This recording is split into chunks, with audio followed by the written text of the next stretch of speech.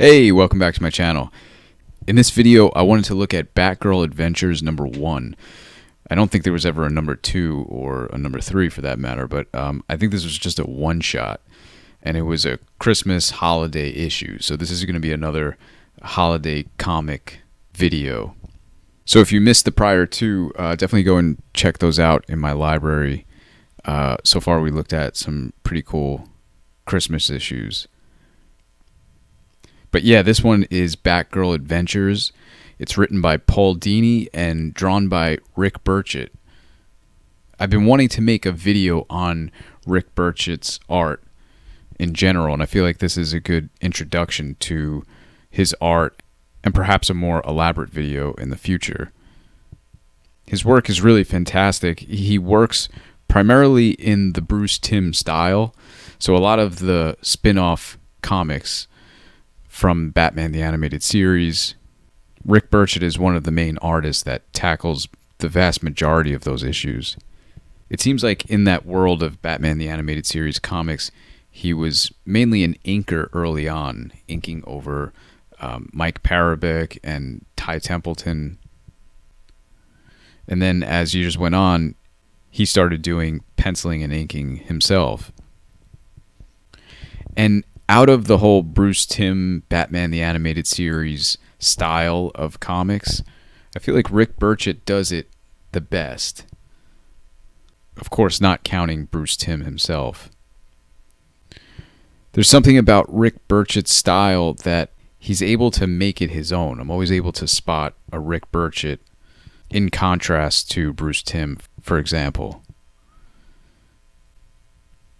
I think that has to do with the fact that he's just a really great comic book artist, storyteller, draftsman. If you dig a little bit deeper, and perhaps I will in some later videos, this isn't the only style that he works in. He's done other non-Batman animated series books for DC Comics. He's done some Marvel work. He's done some noir detective stories. And the one thing that remains consistent throughout all of his styles is his strong sense of storytelling. He seems to have a real love of the craft. I feel like a lot of that shows through in his comic art. And this issue, in my opinion, is a really great showcasing of his abilities. I mean, if you just look at this page right here, for instance, incredibly dynamic. Those last two panels are so great. The perspective on that second to last panel, what an awesome shot. And when you're looking at this stuff on Comixology and you just kind of read panel by panel, which I don't always like to do because I like to appreciate the page as a whole, but when you zoom in and go panel by panel, you see how each one of these panels is really just a work of art within itself. Perfect compositions.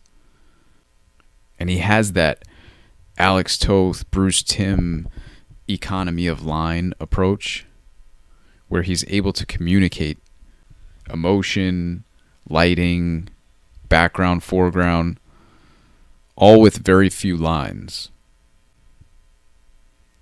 I mean, look at the simplicity of this just figure against that stark white. What a great open panel that is. And throughout all of it, he stays on model too. This really reads like it's an episode. And this universe that Bruce Timm created, for some reason, shines really well in the snow and in a holiday Christmas setting. I don't know what it is. I think it's the retro quality of the era that it's set in, the dark and moody aspect juxtaposed against snow and sort of the melancholy of the holiday season. It just works really well. I mean, look at this panel right here. Such incredible action and power. And it doesn't have to be super rendered and really detailed. He didn't noodle all the little details of that car and that bus, but everything is really clear. You really feel the action. And compositionally, the way he's working with black and white is great here. The silhouetted backdrop of the skyline, and then Batgirl herself is mainly silhouetted as well. Again, when you just isolate that panel, that just works beautifully as an illustration within itself. And the story in this issue is really great too. Paul Dini wrote so many of those Batman the Animated Series episodes, and he's written many of the spin-off comics as well. He's a great writer. It obviously stars Harley Quinn, the famous character to have come out of the cartoon series. When I was a kid and this issue came out, I was really hoping that this was actually just a #1 and that the following month issue 2 would come out. Alas, it didn't, but I actually still have a hard copy of this issue. And like I mentioned earlier, whenever I think of holiday comics, this is one of the ones that really comes to mind. Great facial expression, character acting. The thing about that whole style that Bruce Timm created is that it really, for me, it references so much of that Harry Lucy and Dan DiCarlo Archie stuff. I feel like Rick Burchett is able to access that really well. And there are certain liberties that Rick Burchett takes, which I really appreciate. That's one of the reasons why I feel like, although he's working within that Bruce Timm style, I feel like I could really spot a Rick Burchett piece. He really makes it his own. Like the way he rendered this establishing shot here on this panel. I feel like that's not exactly the way Bruce Timm would set up a shot like that, and definitely not the way he would render. Perhaps it goes back to Rick Burchett's experience as an inker, but his use of line and the way he balances black and white on a page is really something I love looking at. I also love how he incorporates these different kind of cross-hatchy patchwork textures for lighting. It's a really fun story too.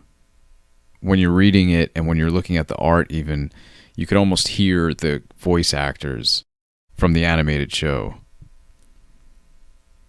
I feel like the spin-off comics from the animated show sometimes have even better stories than the show itself.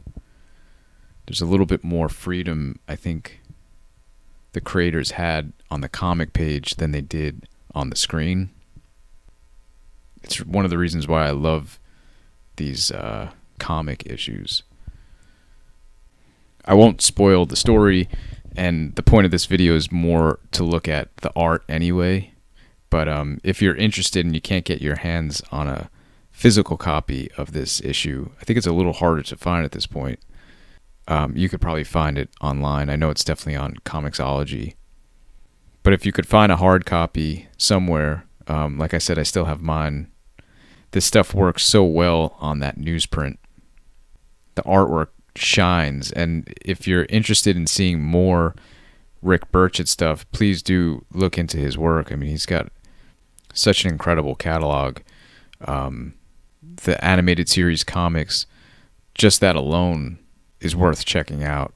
But like I said earlier, he works in a bunch of different styles, and one of these days I'll make a video showing his whole range. Look at this action shot right here, that kick. That's what you buy superhero comics for. And what a great last panel. I mean, just isolating that panel. So much going on. So well thought out. There's no like lazy drawing anywhere in this panel. Super inspiring. So anyway, I hope this was fun. I hope you enjoyed looking at some of this artwork. Yeah, thanks for watching this. Check out the others if you haven't seen them. Leave your comments, feedback, suggestions down below. Like, subscribe, do all that kind of stuff. And I'll catch you in the next one. Take care.